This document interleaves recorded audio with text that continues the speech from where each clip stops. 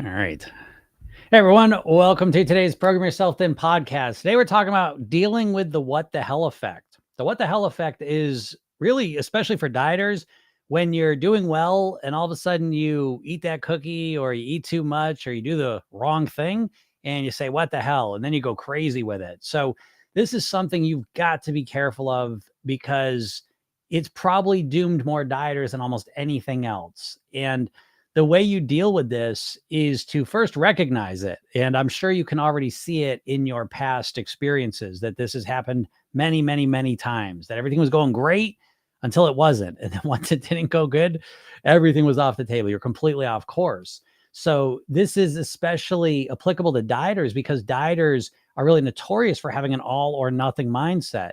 So if you have an all or nothing mindset, any mistake feels catastrophic. And in reality, it is not so much the mistake you make, it's what you do afterwards. And with the what the hell effect, again, we completely let the littlest mistake blow you off course. And you can't do that, obviously, if you want to achieve the results you want to achieve. So how do you deal with this? The first step is to recognize that it really does flow out of an all or nothing mindset. So the first suggestion I would give you is that you start approaching your weight loss with an all or something mindset.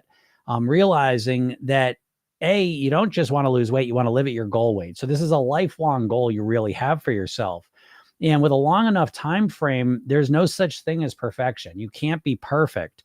And so you go into the process recognizing that you're going to make mistakes. And so you take your focus off of how fast you can lose weight to how long can I live at my goal weight? And the ideal answer to that is forever. And so when we have a forever goal, you're not going to be perfect. And so when you make a mistake, we just get back on track. It's not a big deal. It's not about having a streak of perfection. It's about in a given period of time, how much did you improve percentage wise? And so that all or something mindset really is helpful in dealing with this what the hell effect. The other piece is having a strategy to get back on track quickly. So once you recognize and accept that mistakes are a natural part of the process, you're going to make mistakes. There's no option where you don't make a mistake. So once you accept and believe that, the next step becomes, okay, when the mistake happens, what am I going to do to get back on track quickly? And if you think about it, you'll realize quickly that you have no strategy for that. At best, you've got willpower to try and force yourself to do it. And that rarely works because your willpower, as soon as you make a mistake, in that all or nothing short-term mindset, the second you make a mistake, it feels like you blew everything. So what's the point? And so all your emotions just feel deflated. So what you want to do is you want to realize that no, it's fine if you make a mistake. It's about what happens afterwards. And if you can create a strategy to get yourself back on track quickly, your chances of success go way up. And the strategy that we use in Program Yourself Thin is the redo technique. So that basically it's when you make a mistake, instead of just beating yourself up about it or ignoring it and promising it'll never happen again, we learn from it. And you look at what led to the mistake, how it happened, and you go back in time basically and you redo it. That's kind of a real simplified version of it. But what happens when you redo it is you learn. You understand what triggered it, what happened, what caused the problem in the first place. You ask yourself, knowing what I know now, what could I have done differently? And you kind of replay it in your mind. And so again, whether you want to join the program and learn how to do it more officially, or whether you want to just kind of go about yourself, the point is the same, that we want to have some strategy that we can rely on, really hang our hat on, that when we make a mistake, because you're going to make mistakes, we can get back on track quickly. And so once you have that and you see things in a longer term time frame, you're going to be much better off in being able to handle this what the hell effect, so that you get to the point where when you make a mistake, you're able to absorb it. Not a big deal. Big deal. You know, I had an off day, no problem. That's the reason why. This is what I would have done if I got back in time. This is who I want to be. And tomorrow I start over again. You know, it's kind of that same thing. I can't get right back into it. And when you start thinking that way, obviously, as you can imagine, your chances of success go way up. So give this some thought, because this affects literally every single dieter, every single person who wants to lose weight at some point, and you've got to handle it. If you don't, success is going to be very difficult to achieve. All right. So give this some thought. I hope it helps you out, and have a great day. If there's any questions, feel free to ask them. We'll get into it, whether it's about the what the hell effect or not. Anything you want to Talk about or ask. Get into it. What's up, Don? Daily dose time. Yep, for sure. Right. I know these podcasts, man. They're fun to do, and I hope they're fun to listen to, and I hope they're helpful. I know they are because I get a lot of people, and I appreciate that all the time when people are letting me know that it's helpful to hear this stuff. And why wouldn't it be? 'Cause you never hear this stuff anywhere, so it's kind of nice to be able to hear some alternative points of view when it comes to your weight, because we really get one point of view, don't we? I was thinking that today. I was like, man, it's like I was driving around and I was like, the fact that you've never learned how to influence your mindset when it comes to your weight is criminal to me. Now, when you know that all the diets are run by the food companies, it makes more sense, but still criminal, you know? And so you have people out here that are trying to lose weight without understanding how to influence the most important piece of the whole process, which is what's going on in your brain. And I do this. I do this day in and day out. I help people with their mindset. And we go into the minutia of your mindset, literally what you say to yourself. How do you respond when you make a mistake? How do you respond when you succeed? It's crazy how kind of easy it is for our minds to kind of mess us up. And some of this is natural, kind of biological way we're born. And a lot of it's cultural and what we've been conditioned to kind of think and believe when it comes to weight loss and eating and all the rest of it. So in my world, and in my experience, really mastering your weight is really about getting the ability to influence your mind more effectively. And if you look at your own weight loss, how the hell can't that be the main thing for you either? Because it's like you probably start out on some plan and you're doing 100% perfect, great with it. And then all of a sudden you're not. And it's so binary. It's so all or nothing.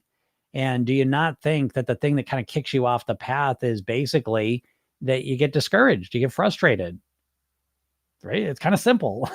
And you have no strategy, no ability at all to influence your mindset.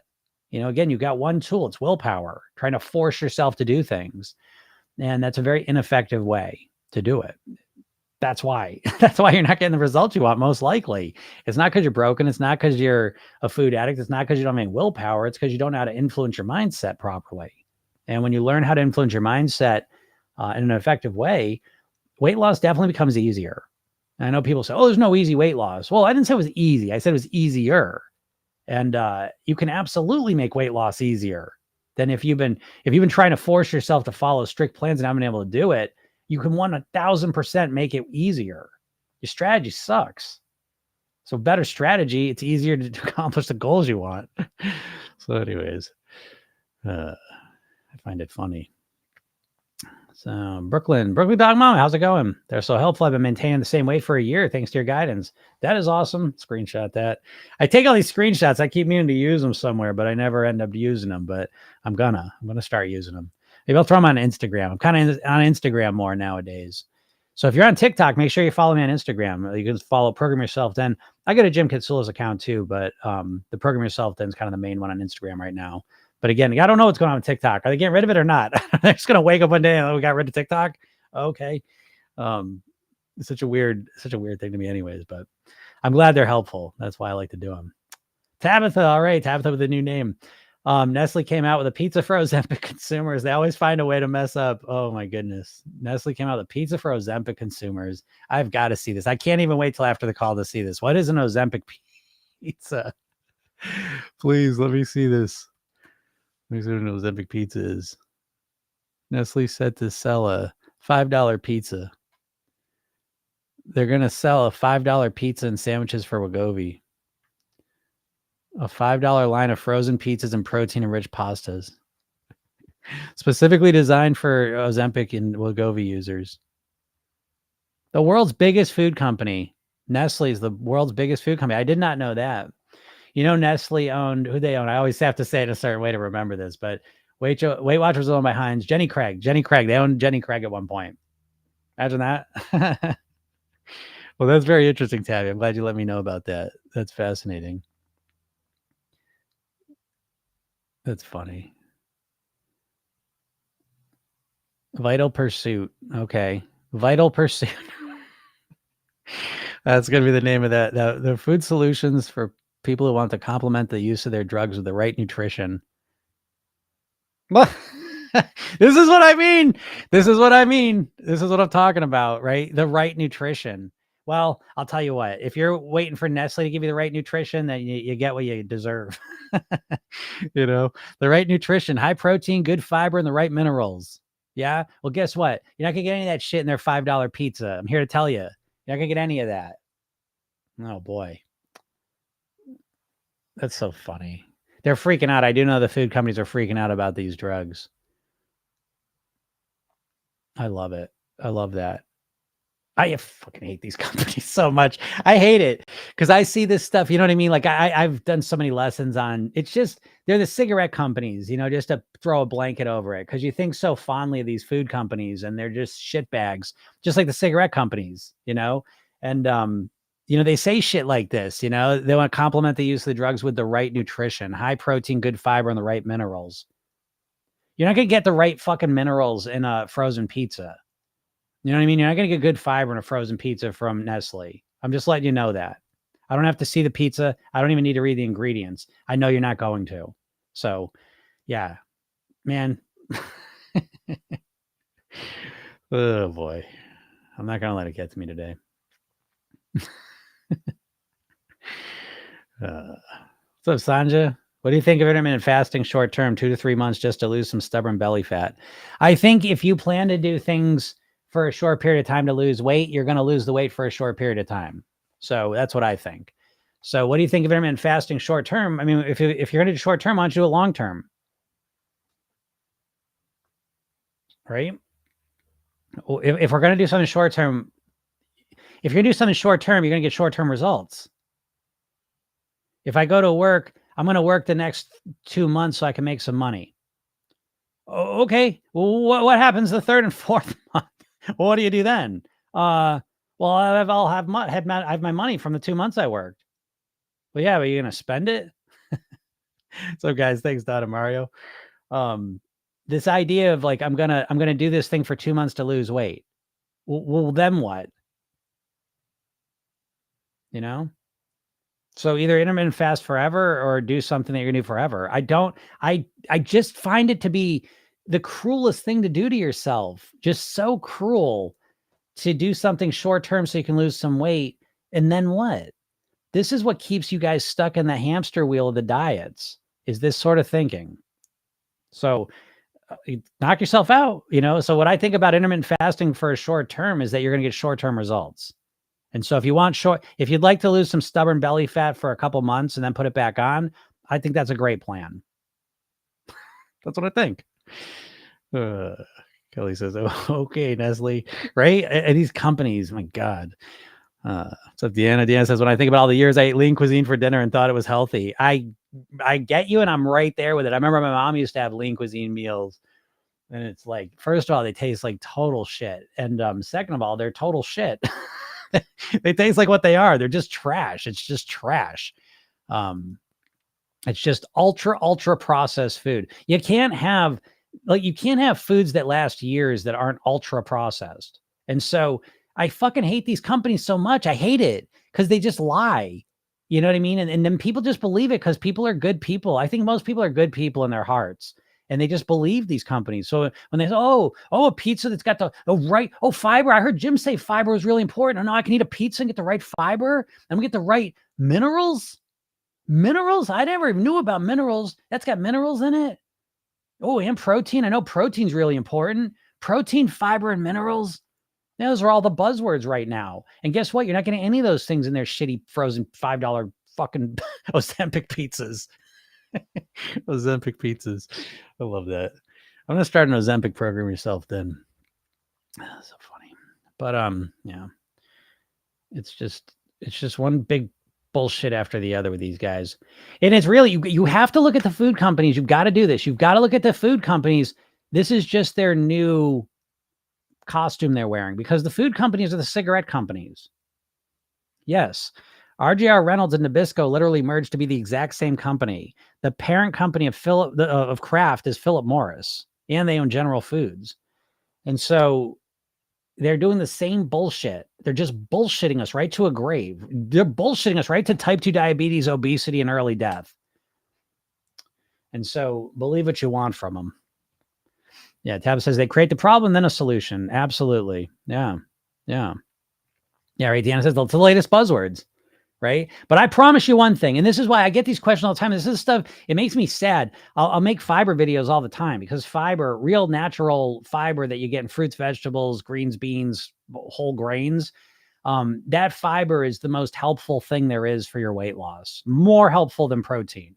And I say that all the time. And so it is a buzzword now. First of all, the same fucking companies, Nestle, that took all the fiber out of the food, oh, now we put fiber in the food. Well, yeah, I can't wait to see it. And people ask me, oh, what about Metamucil? What about like fiber powders?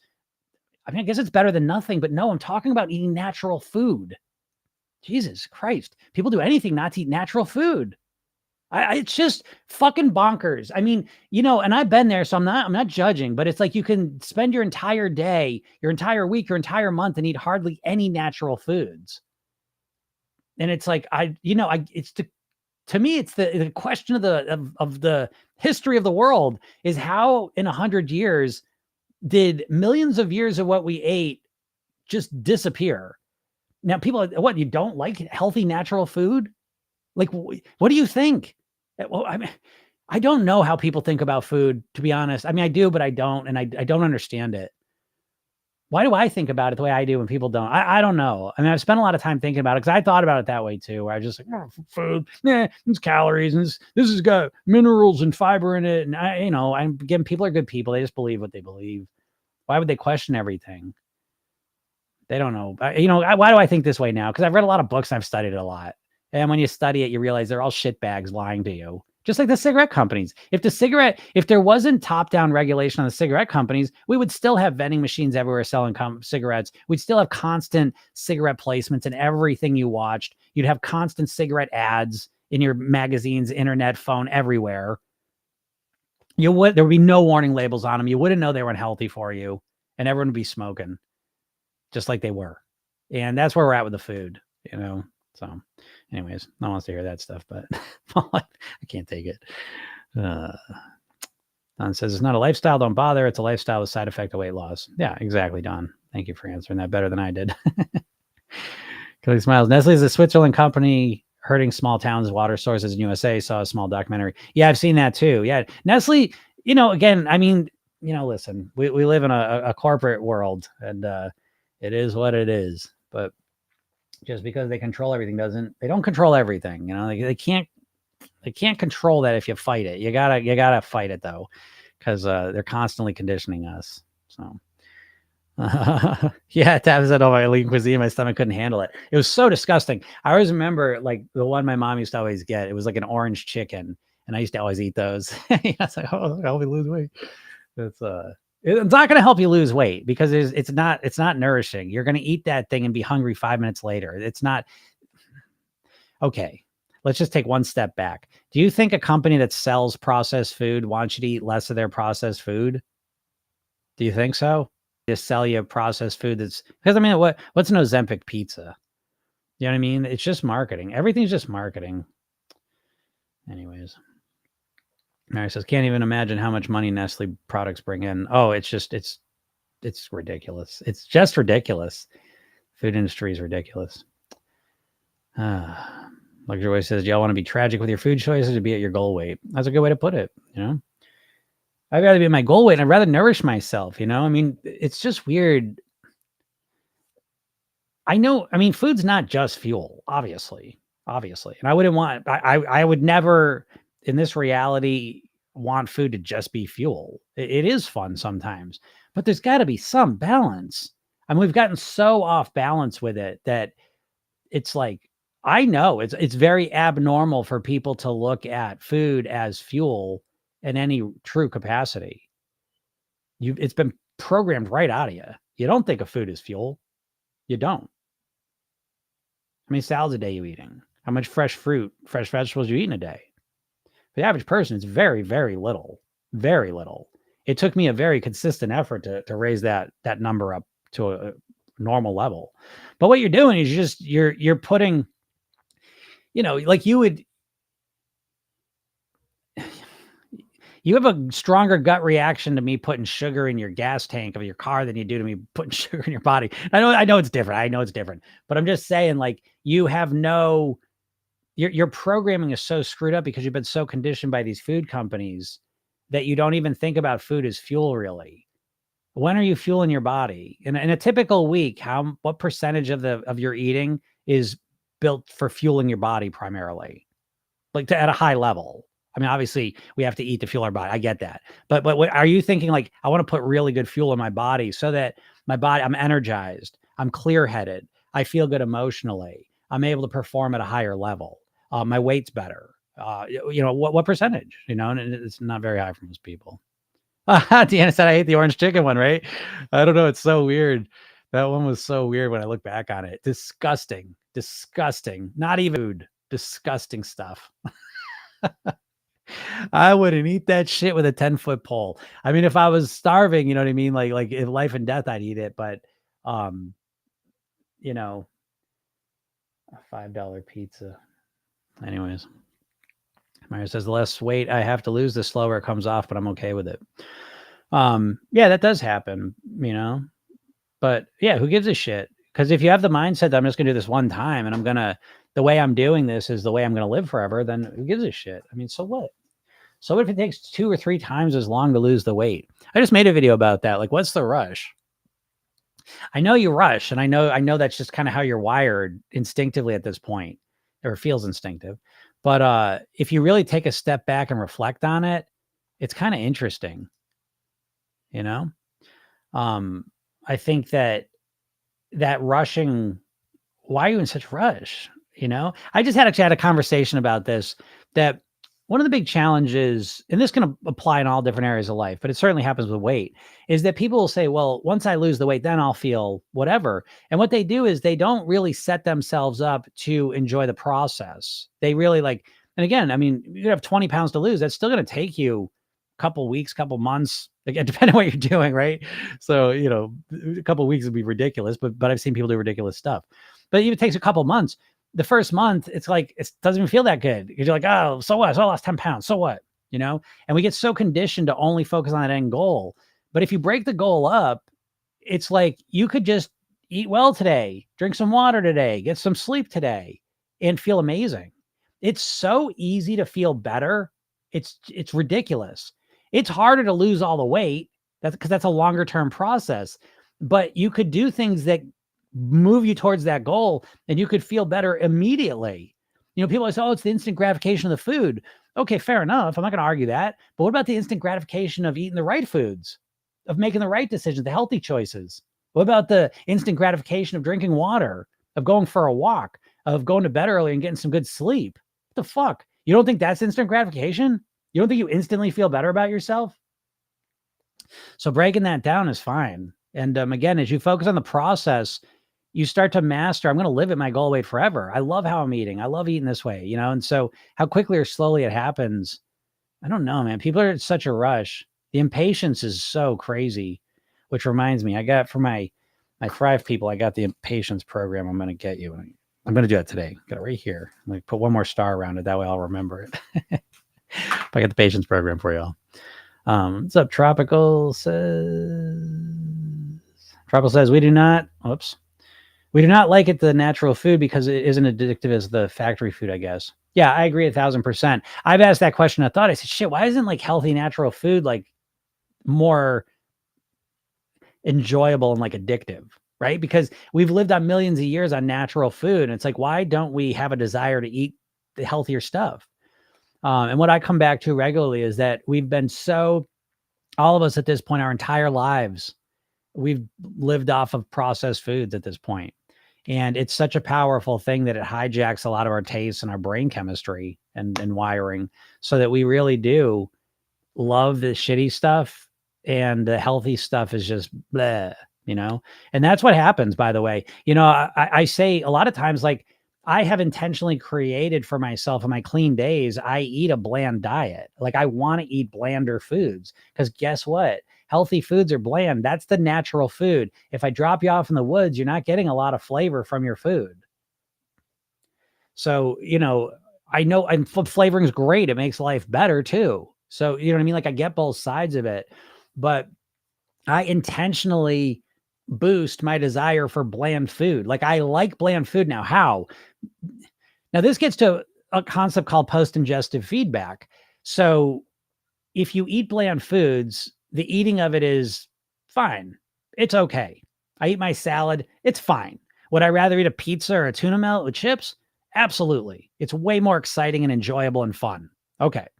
But afterwards, once I finish taking the last bite of the pizza, the last bite of the salad, that's where the story flips around. The second I take the last bite, now the story flips. And now I say, I wish I didn't eat that pizza. I wish I didn't eat that melt, the tuna melt and the chips. I eat the salad. I'm like, man, I feel great. I'm glad I ate the salad. I felt good. So post-ingestive feedback is one thing I've trained myself that I actually enjoy bland foods now because I know what follows. And it's taken some work. This is the program yourself in, the programming, the mental programming I've done is to value bland foods. It's not the fireworks that I get from palatable processed foods, but it's something different. It's something deeper. So when I eat the salad, my motivation to eat the salad is not based around the taste of it. It's based around the feeling I get from it. But that feeling I get from it, that good feeling I get from eating the salad, lasts 12, 24, 36 hours. That little firework burst of the pleasure from the hyperpalatable processed food lasts minutes and it's gone. And then you're searching for it again. So, you know, it is this way, but we all get to decide how we're going to deal with that. Mario says, I ate pizza yesterday and then a salad for dinner and didn't trigger a binge at all. Great job, Mario. That's what I'm talking about. It really is about learning how to live in the gray space, being all or something. Your eating's never going to be perfect all the time. So you need to have the ability to get back on track quickly. And so that's a perfect way to do it. Wonderful job. Tabby says, I tricked my brain into thinking that Wendy's burgers were harmful. It's been a year since my last one. Yeah. Well, I mean, technically you didn't trick shit, Tabby. You didn't trick your brain.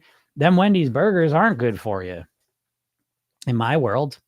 Now, I'm not against meat, you know, so it's like, I have no problem if you want to eat meat, but I think when you're eating fast food, it's never going to be good for you, you know? So you didn't trick your brain that these fast food's harmful.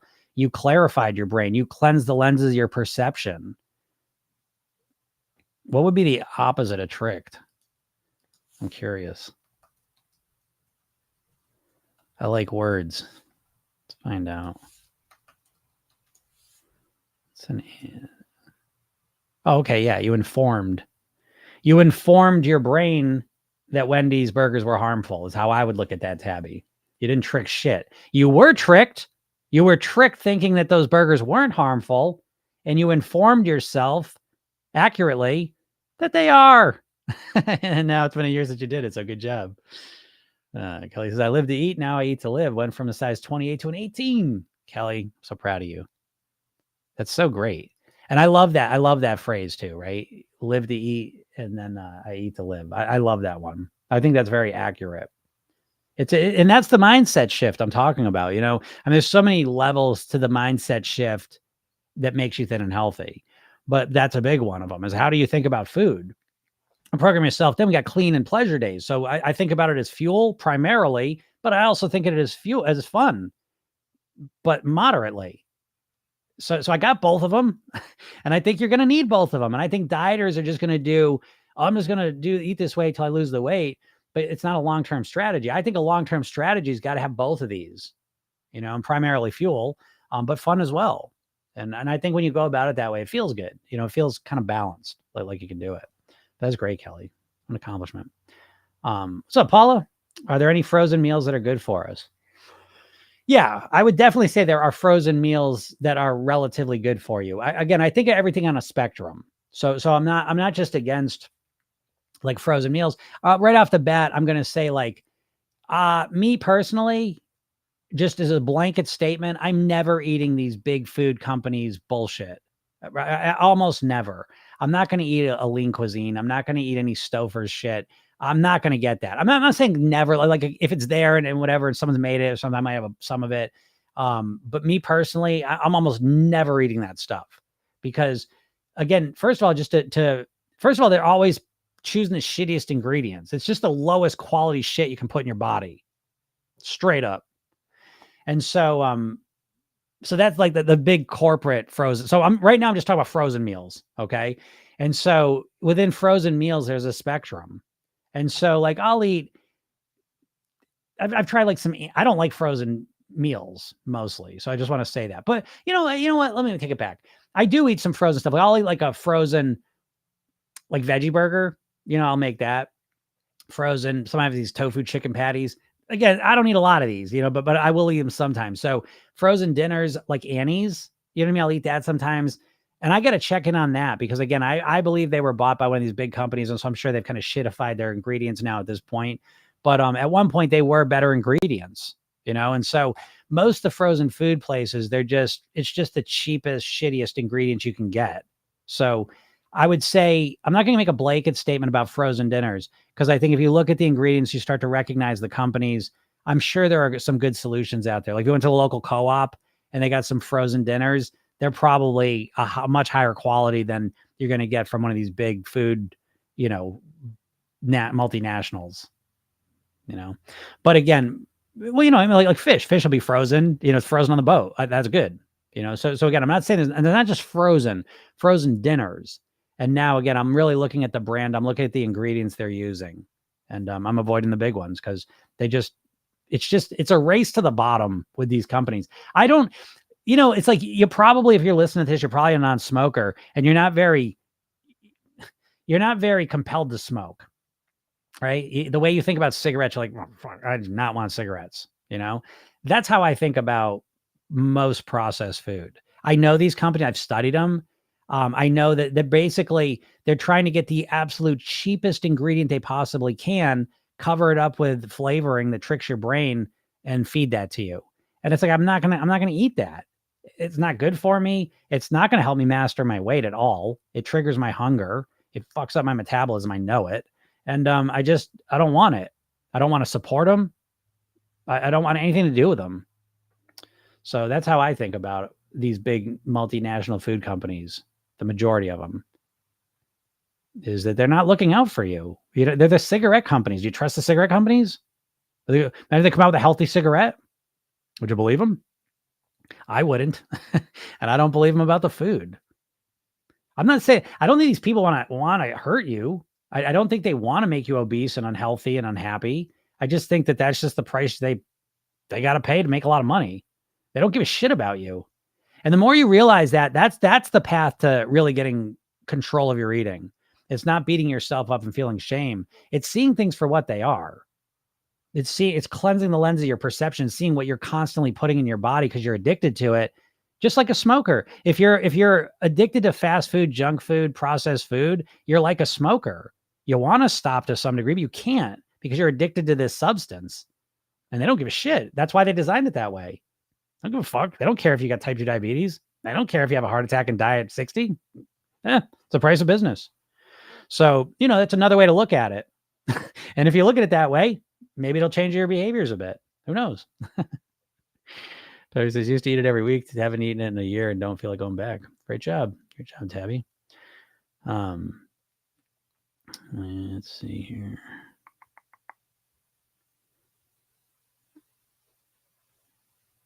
Yeah. Oh, Tabby says, not going to do the same with McDonald's. It shouldn't be hard. I mean, it shouldn't be hard. You should start making a blanket statement. That's what I did. I did the same thing. I started off with one, and then it's a blanket statement for all the fast foods, and I don't eat them. So, oh my God, Jim, how do you do that? You must have amazing willpower. Nope. It has nothing to do with willpower. It has to do. I don't want them. Are you using willpower to not smoke cigarettes? Do you use willpower to not do heroin? No, you just don't want to do it because the way you think about it, it's gross. That's how I feel about these foods. But you got to condition yourself. You're hypnotized. Why do you think you're eating this shit and thinking it's so amazing? And I'm over here thinking it's fucking disgusting. What's the difference? It's not the truth, because the truth is it's fucking disgusting. It tastes good. I get that. Again, I love this example. I was reading this book, Salt, Sugar, Fat, and he went to the Cheez-It factory and they let him taste Cheez-Its without salt. Now, Cheez-Its are made out of trash. You know what I mean? Like, I don't know, they're corn or wheat or just, it's the cheapest shit you can make a edible thing out of practically. But the reason you love them so much is the flavoring, and the crunch and the mouthfeel and the texture and the bullshit that they can make anything taste like anything at this point. So you're basically eating the shittiest quality ingredient that just has fancy flavoring on it. And that flavoring hijacks your whole brain and body. So you just want to keep eating it, eating it, eating it. Well, he eats one without the salt. He goes, it tastes like metal filings. So you take the flavoring off all your favorite food, that thin veneer of flavoring. It's a what do they call that?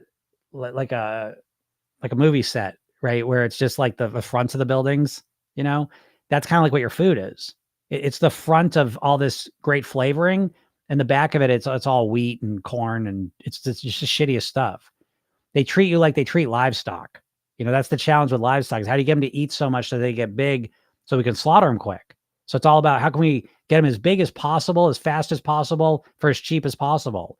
And the answer to that, by the way, is they call it palatins. It's basically, it's a step beyond flavoring. It's flavoring that's so powerful it overrides your brain and you can't stop eating shit that intrinsically is disgusting. Like if I sit here and give you, some corn mush or some wheat mush without the flavoring, you'd say this is disgusting. But I dribble a little bit of flavoring stuff on it and you say, oh my God, it's delicious. Can I have some more? Can I have some more corn mush? Can I have some more wheat mush to put in my body? So the wheat mush there's no nutrition in it. There's not minerals in it. There's not fiber in it. Opposed to what they would say. Is there a mineral in it? Yeah, sure. Is there 2 minerals in it so they can say there's minerals? Yeah, sure. But what's the fuck's that mean? Is there fiber in it? Yeah, technically one little strain of fiber so they can say there's fiber in it now. Again, when you start to see the bullshit these guys use to sell their stuff, it's literally like having, it's peeking behind the curtain and realize, oh, the Wizard of Oz is a little guy. Oh, he's not this big wizard. He's just a little guy. The emperor's got no clothes. Your food's got no flavor. Not real flavor. It's trickery. You don't think so? Do you not think so? Because I know you do. You know what I'm saying. I mean, you don't have to read a book to know what I'm saying is true. It's bullshit. You're eating bullshit and you love it. I did the same thing. I'm not judging. You know what I mean? But at some point, if you care about your health, your longevity, your quality of life, your weight, if you care, you better take a long, hard look at what you're putting in your body day in and day out. Not because you have to lose weight. Oh, I got to stop eating this stuff. No, you don't got to stop eating. And I would suggest stop walking down that path. Look at what you're putting in your body, honestly, because if you do, you're not going to want to eat it. And that is the path to really mastering your weight and your eating and your health and all the rest of it. Is not when you're always fighting against yourself to stop eating things you want to eat. It's when you change the way you think. So I don't want to eat that shit. That's the path, in my opinion. Yeah. Oh, yeah. Kelly says I didn't have McDonald's since last. Oh, here we go. I get restricted because, you got to watch what you say, right? Did I say anything that I should be restricted for? And I know why. I can't say the names of these companies. You know that? As soon as I say the name of these companies, I get restricted. Yeah. Well, Kelly says, I didn't have a fast food place since last year. It went last month. It's just not the same. Yeah, that'll happen. Clean your body up, clean your taste buds up, and you may find that a lot of the foods you love so much aren't the same. You don't desire them as much. Myra says, why is cheese so addictive? It's literally the only reason I can't become vegan. I'm addicted. There's a lot of reasons why cheese is addictive. It's got something in it. I forget what it is now. I forget the chemical, but it is addictive. That's been pretty much proven. Yeah, Vicky goes, why isn't there First Amendment free speech? I don't want to turn this into I don't want to turn into a political conspiracy crazy person. I got to look up the law. There is a law. You have to be very careful what you say about these food companies because there is a law. I don't want to spread misinformation here, so I got to look this law up and know for sure. But there is a law that is it's a very blurry line with these companies. If you say something, they can sue you for libel.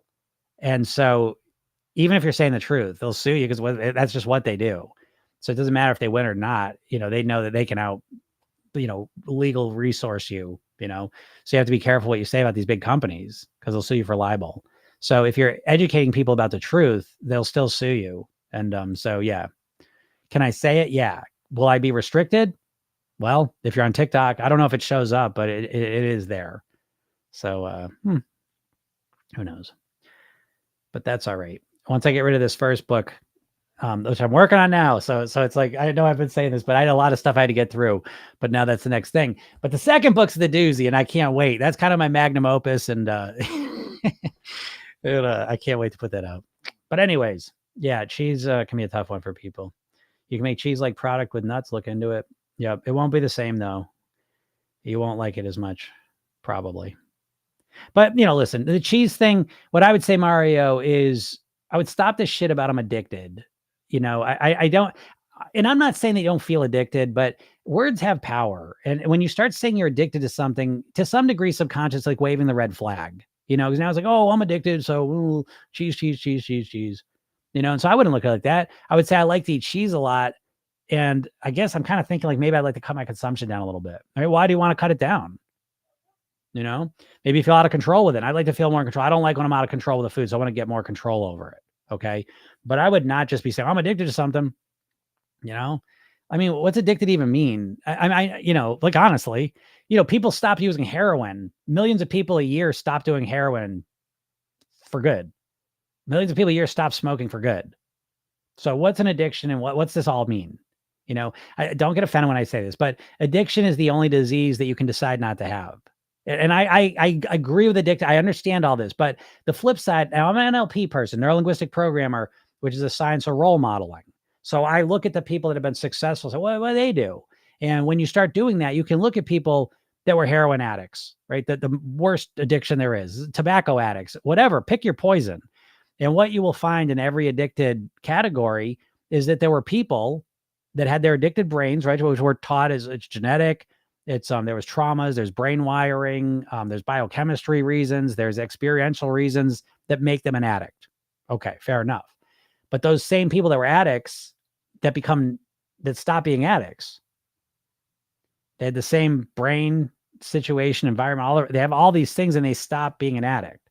So I'm not saying it's as simple as I'm saying, but at the same time, I like to model and study people that were successful. And so even with the worst addictions that exist in our culture, there are people that I'm not saying they stop being addicted, but they stop doing the addictive thing. And so cheese certainly doesn't rise to the level of those substances. So again, I like to be very careful with my words, and I don't want to say I'm addicted to something because the way you're saying it, Mario, just sounds like you're waving the red flag. There's nothing I can do. I want to eat less cheese, but I can't. And that's bullshit. Of course you could. You're not motivated enough to not do it now. And there's a lot of ways to get to that place. But anyways, Allie says you can make simple food delicious. Absolutely. That's true. That's true. And to be honest, and I like delicious food for sure. But me personally, like part of my strategy of eating is I follow a 5 clean days, 2 pleasure days is how I split up my week. The 5 clean days, I'm intentionally not only looking to eat healthy, but I am looking to eat blander. I like eating more plain, natural food. That's the way we were kind of designed. I say, well, flavor's the spice of life and all that. That's fine. But I think we should regulate it somewhat because everything's relative. So it's like, because I eat very cleanly and plainly on these days, on my pleasure days, I don't have to way overdo it to really enjoy the flavors. You know what I mean? Everything's relative. And so I'm intentionally eating a more plain tasting diet a lot of the week, which allows me on my pleasure days, I don't have to way overdo it to really enjoy the flavors. So again, that is relative too. Angela Marie says proper mindset, focus on priorities and health. I see it. Yes, absolutely. Absolutely. How do I stop stress eating and binge eating? Well, okay, let's talk about the stress eating first. Okay. How do I stop stress eating? And what most dieters will do is they'll say, I'm a stress eater. How do I stop myself from doing it? But the implication there is that you're still going to be stressed out, but you have somehow managed to stop yourself eating when you're stressed. And that is not a good way to frame the problem, in my opinion, because really what you're looking for is not that you want to stop stress eating. It's that you want to stop being so stressed. You want to be more relaxed and calm. If you are more relaxed and calm, not only do you feel more relaxed and calm and better, but also you're probably not going to stress eat as much. You know what I mean? Like so much of programming yourself in is going a level deeper than you typically do. And what you've been trained to do with the diets, which again, are all owned by big food companies. Everything you know about dieting is pretty much put in your brain by big food companies, Weight Watchers was owned by Heinz. Jenny Craig was owned by Nestle. Atkins Food Products owned by the same company owns Cinnabon and Auntie Anne's Pretzels. The company owns Slim Fast. The same company owns Ben & Jerry's ice cream, Unilever.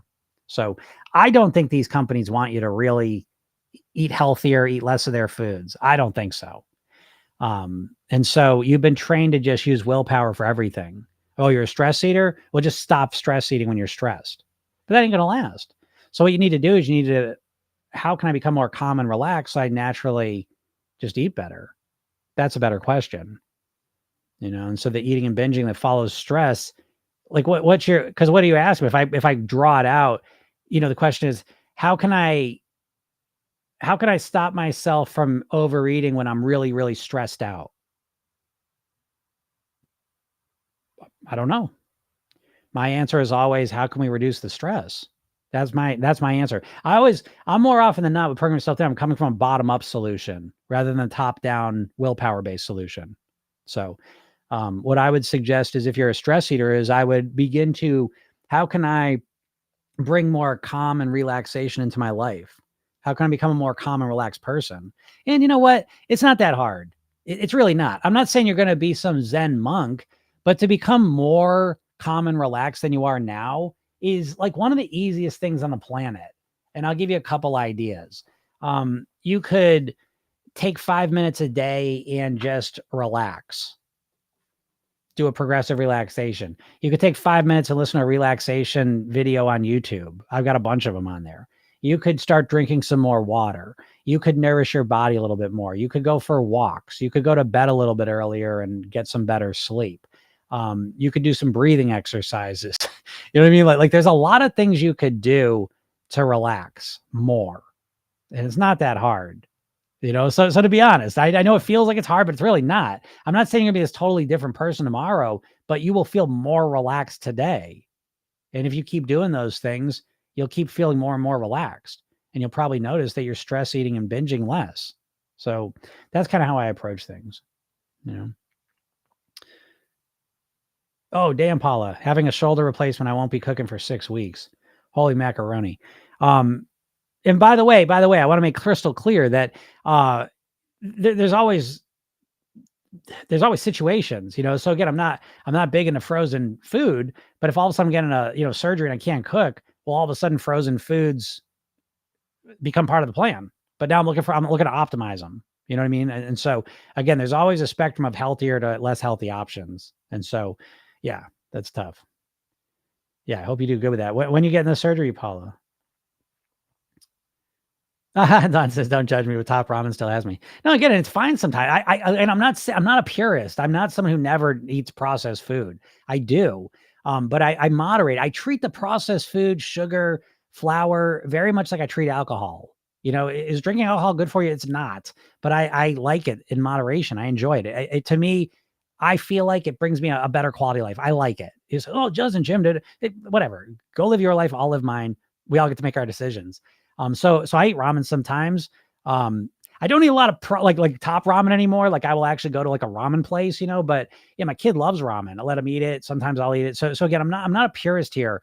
I'm really looking for more. I look at things in percentages. So I'm looking to have more of my eating percentage wise to be natural, healthy, whole foods, all the rest of it. But there's other stuff I eat sometimes too, and so I balance it. It's a gray area I live in, not a black or white one. Angela said, "Food is love and for nourishment, real food only, nothing's shitified." Absolutely. Agreed. DJ, thoughts on Ozempic? I get asked this every day, and I don't know, every day I feel like I have a different, depends on my mood, I guess. I'm not against, listen, I'm here to be supportive. And so for me personally, I think if you're a person who doesn't want to change your mindset, your lifestyle, your eating, it's probably the best thing for you. In my world, Program Yourself Thin, it's a personal development program to help you lose weight. It's completely different. So it's not just about how can I lose weight?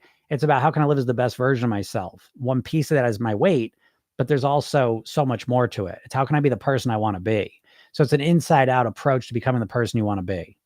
And so the Ozempic is more of an outside in approach, right? You're not really changing much. Now you're just not hungry and you're just eating less. So they're two totally different things. Do I think Ozempic will help you lose weight? Probably. I think while you're taking it, I think those medications will most likely help you lose weight. It seems like they do, you know? So, you know, I got a book coming in which talks, about some of the downsides of it, but, I'm not a doctor. I don't know what they are. I tend not to, I'm also more natural based. Even though I take a statin, I will take it for life. Um, you know,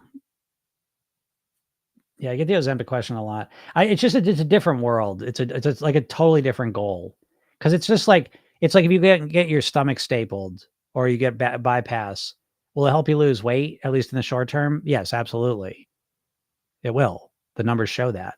But will it get you the long term goal and result that you're looking for? Well, that's another question. You know, and so we'll see. We'll see what happens with these medications.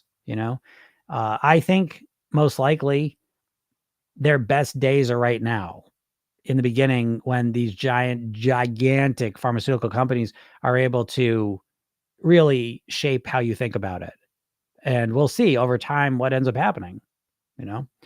So, yeah, but it's totally different than what I'm talking about here, because this really isn't just about weight loss. It's a much deeper process. So, all right, so Cheez-Its used to be my childhood favorite. Yikes. Yeah, me too. I used to love Cheez-Its. My kid still loves Cheez-Its.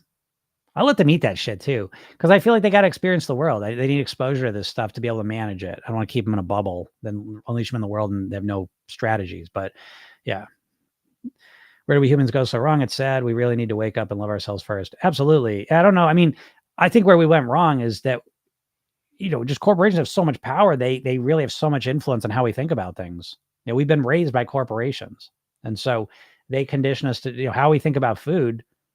It's controlled by corporations. How you think about weight loss is controlled by corporations, food corporations at that.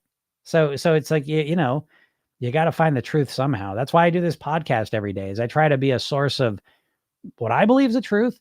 And it's, at least at the very least, it's an alternative point of view on weight and weight mastery that you never get to hear. And I know that. And so I do this because this is my mission, so that's what happens. What's up, Karen?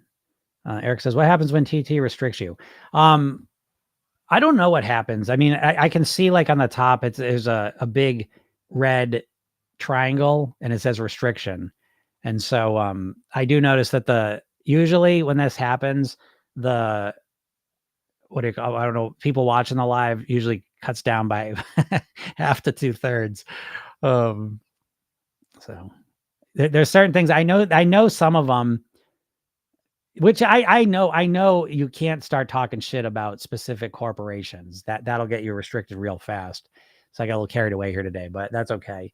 And I know some of the things I can't say specifically. But so yeah, they just cut down your reach. Tropical P. Jim, how many hours do you sleep in general? Are you a coffee drinker? I am a coffee drinker. I have drastically cut my coffee consumption down in the last 6 months. And I will tell you the way I did it, which was kind of elegant to me. And it was actually the strategy I used to stop drinking so much alcohol, beer. And I call it micro sipping. So I drink black coffee. So there's nothing in it. I used to drink a lot of coffee. I drink half as much to a third as much as I did. I still drink as often, as frequently, but I take tiny sips now. And that's worked really well for me. It's been the best thing that's worked for me. I stopped drinking coffee usually by 3:30 p.m. And then I find that doesn't, to be honest, I never felt like the coffee affected my sleep that much. Now, that being said, I also hear my tolerant, addicted brain saying that, because we get tolerant to things. So, what we think isn't affecting us, it's just because we've lost awareness of it. But with the sleep, sleep's another thing in the last couple of years I've really focused on and improved. And yes, I said years, because it takes a while to change your sleep routines. People that are like, oh, I'm going to start going to bed earlier. No, you're not. No, you're not. Bet you don't.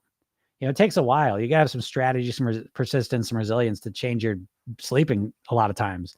So anyways, I usually I really seek for 8 hours of sleep opportunity a night. 8 to 9 hours of sleep opportunity a night's ideal for me. And I say sleep opportunity, that you're in control of sleep opportunity, like how much you're in bed, close eyes, ready to go to sleep. Sleep's another story, right? You're not necessarily asleep that entire time. But I'm usually getting about 8 hours of sleep every night, somewhere in that ballpark. and it's really helpful. What's up, Star? Most of the things that we think are addicted to is just habits. Yes, agreed, 1,000%. That's absolutely true. That's why the addicted thing, you be careful with that. Don't just be all willy-nilly. I'm addicted to that. I'm addicted to that. Oof, that is very bad hypnosis to use on yourself. I will let you know.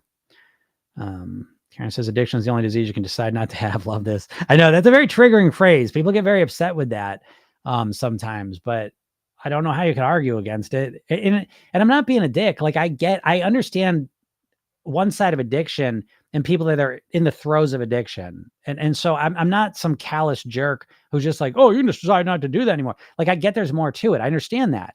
But then on the flip side, we also have to recognize that there are people that have been in that exact situation that have stopped. How do they do it? And I find that to be a fascinating question. I'm obsessed with that question. I used to just be obsessed with this show Intervention because I'm just fascinated by the addicted brain. But yeah, so I'm not trying to be a callous person when I say that, because I respect the challenges of people that are addicted to things. And at the same time, I want a role model. And for them too, I want a role model. How did the people that were in those same spots that got out of it, how did they do it? And how did they do it? They didn't do it with medicine. They didn't, you know what I mean? How did they do it? To me, it's a mindset thing. When you see someone that was addicted to cigarettes, alcohol, gambling, hardcore drugs, and now they're not, because those people exist. There's lots of them. How do they do it? What's the difference between when they were addicted to those things and now when they're, and not to say they're not addicted. You understand what I'm saying? It's not that they're not addicted, but they're not behaving. They're not doing those things. They're not doing cigarettes now. They're not doing the behaviorally. They're not doing that. How do they go from obsessively doing them in an addictive fashion to not doing them?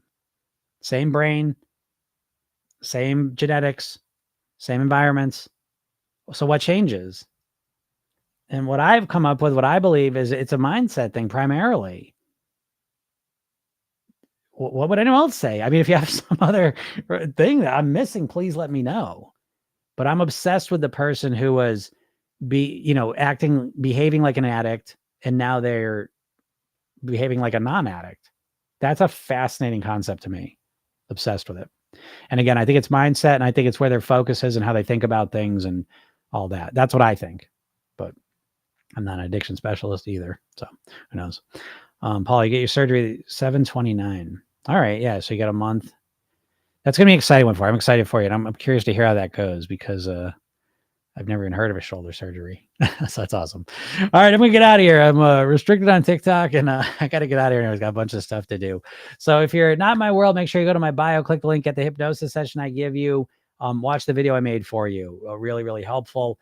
And then read the emails I send you. I send you emails every day that are really good, I think. And check them out, read them. It'll give you a different perspective on all this stuff. All right. And I think that's really, really helpful.